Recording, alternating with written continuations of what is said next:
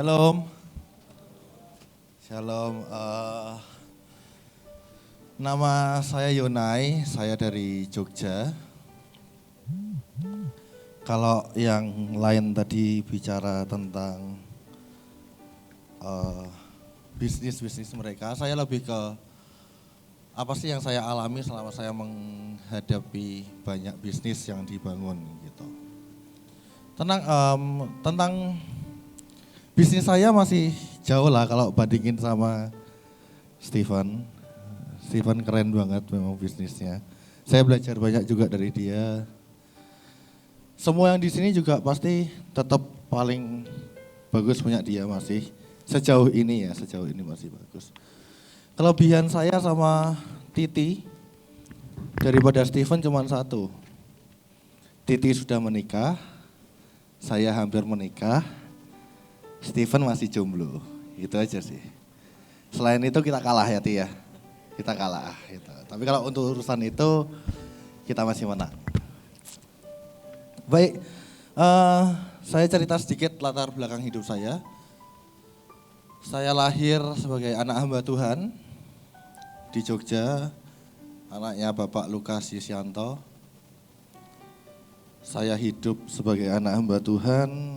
Dan waktu itu saya nakal sekali, maksudnya dalam artian saya nggak pernah bangga jadi anak hamba Tuhan, saya tidak pernah suka jadi anak hamba Tuhan. Dan saya nakal, semua kenakalan dunia kecuali narkoba sudah pernah saya lakukan, jadi ya beneran nakal, sangat nakal. Satu titik Tuhan ubah hidup saya jadi sangat cinta Tuhan, saya melayani Tuhan dan segala macam halnya. Sampai satu titik saya tahu panggilan saya bukan hanya melayani Tuhan, tapi membuka lapangan kerja bagi banyak orang.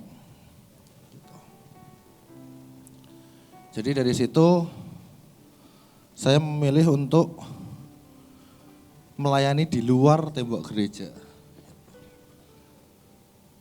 Saya lulus kuliah itu 2016 saya lulus kuliah. Setelah itu saya tidak pernah kerja sama orang. Saya nggak pernah mau kerja di bawah orang. Jadi saya nggak pernah daftar gitu jadi karyawan orang, karyawan perusahaan mana. Karena saya tahu panggilan saya memberi lapangan kerja, bukan jadi orang yang masuk di lapangan kerja itu. Jadi saya tidak pernah ambil itu. Saya 2 tahun diem di rumah, nggak tahu mau buat apa. Sampai satu titik saya buat satu usaha, mainstream sih itu usahanya. Jadi sangat mainstream dan awalnya bagus, tapi setelah itu gagal.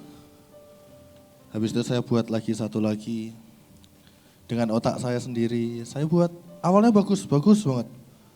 3-4 bulan berjalan dengan sangat ajaib. Omsetnya bagus banget. Setelah itu jeblok, tahun jeblok ya, kolaps gitu. Dan singkat cerita saya diem, benar-benar saya diem. Saya nggak mikirin apa-apa. Sampai Tuhan bukakan satu usaha, aneh sih Bapak Ibu, teman-teman semua, ini usaha. Mungkin dianggapnya kayak gitu aja gampang gitu. Usahanya cucian sepatu. Saya punya cucian sepatu di Jogja. Dan waktu itu saya cuma punya modal berapa? 300.000 atau 400.000 gitu waktu itu. Karena saya udah lama gak ngurusin apa-apa, jadi tabungan saya pakai aja tiap bulan. Nah sampai cuma punya modal segitu. Saya buat pertama di rumah. Saya cari obat, saya belajar, saya tekunin gitu. Dalam 1 bulan pertama, sepatu yang masuk di tempat saya, karena saya ada laporannya jadi dalam 1 bulan pertama sepatu yang masuk di tempat saya itu hampir 400-an lah. Hampir 400 pasang. Bulan pertama saya buka. Bulan kedua saya buka, naik ke 628 atau berapa saya agak lupa. Udah lama, ada 2 tahun yang lalu soalnya. Setelah itu makin ke sini makin naik, makin naik, makin naik. Dan akhirnya saya punya store gitu. Store kerjaannya nyuci sepatu, ngeripin sepatu, ngeri glue itu ngelem ulang. Jadi kalau sepatunya udah kebuka bisa dilem balik. Unyellowing, repair semua saya kerjakan. Dan waktu itu akhirnya saya memutuskan saya butuh orang. Saya butuh orang yang bisa bekerja di bawah saya waktu itu. Setelah store ada. Jadi saya hiring yang masuk itu lebih dari 20 orang yang menawarkan diri. Tapi saya nggak bisa terima sebanyak itu. Karena itu store kecil, cuma 3x3 lah. Karena kan cuma buat nyuci sepatu, jadi bukan store yang besar.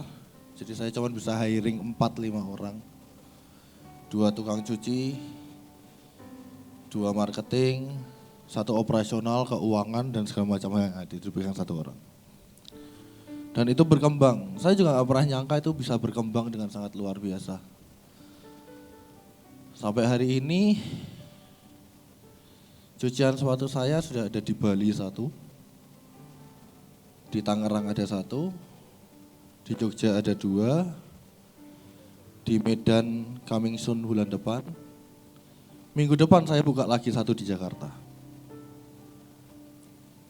Dan itu saya mempekerjakan semua orang yang tidak kuliah, bahkan lagi kuliah tapi nggak punya kos-kosan.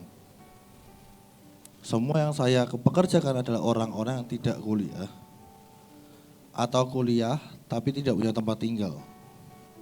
Jadi mereka bisa tinggal di store. Mereka bisa tidur di store sambil kerja. Itu yang saya lakukan gitu.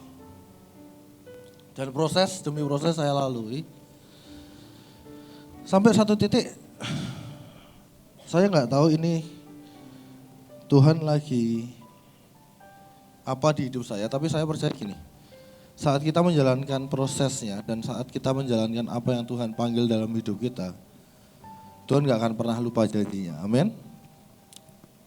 Amin? Jadi akhir tahun lalu, November atau Oktober, November ada orang datang ke saya, dan dia minta saya untuk buka coffee shop di Jogja. Dan waktu itu dia sebagai investor, saya sebagai yang ngerjain gitu. Oke, saya berpikir gini, oke saya belum pernah punya coffee shop, saya suka ngopi, oke lah bisa lah kita buat gitu. Saya berpikir, oke paling gaji saya ada di 8-9 lah, Jogja soalnya kan, bukan Jakarta. 8-9, oke lah lumayan lah buat hidup lah gitu. Berjalannya waktu saya bangun, saya carikan tanah, saya kerjakan semua, dan waktu itu mau buka, yang sangat mengherankan adalah orang itu membuat satu perjanjian. Di perjanjian itu adalah untuk pemegang saham di coffee shop itu, dan saya masuk di salah satunya. Jadi bisa bayangin nggak, saya punya coffee shop tanpa saya keluar uang 1 peser pun. Sekarang saya ini punya coffee shop dengan saham terbesar kedua di situ, tanpa saya keluar uang sama sekali. Kalau bukan Tuhan siapa? Kalau bukan Tuhan siapa? Memang di awalnya saya prosesnya nggak gampang, Bapak Ibu teman-teman. Gagal sana sini, gagal sana sini, gagal sana sini. Tapi saya tahu panggilan saya apa. Saya tahu yang saya kerjakan itu apa. Saya tahu apa yang saya lakukan itu apa. Saya tahu yang sedang saya perjuangkan itu apa. Kalau hari ini Tuhan bawa naik saya pelan-pelan, saya masih ngerasa ini masih pelan-pelan, belum naik yang cepat gitu. Ya karena saya memegang janji Tuhan dan saya mengerjakan apa yang Tuhan minta di hidup saya. Jadi kalau teman-teman, Bapak Ibu semua punya janji Tuhan dalam hidupnya, pegang, kerjakan. pegang, kerjakan. Saya percaya di sini bakal jadi banyak orang yang jadi bendahara-bendahara Tuhan yang ajaib. Amin. Tapi mulai belajar dari sekarang, pegang kendali, pegang semua dengan tekun, konsisten, jangan menyerah. Kalau gagal bangkit lagi, gagal bangkit lagi. Karena dari situ Tuhan akan lihat itu, kita setia nggak di perkara kecil. Karena saat kita setia di perkara kecil, Tuhan akan berikan perkara-perkara yang jauh lebih besar. Amin. Terima kasih.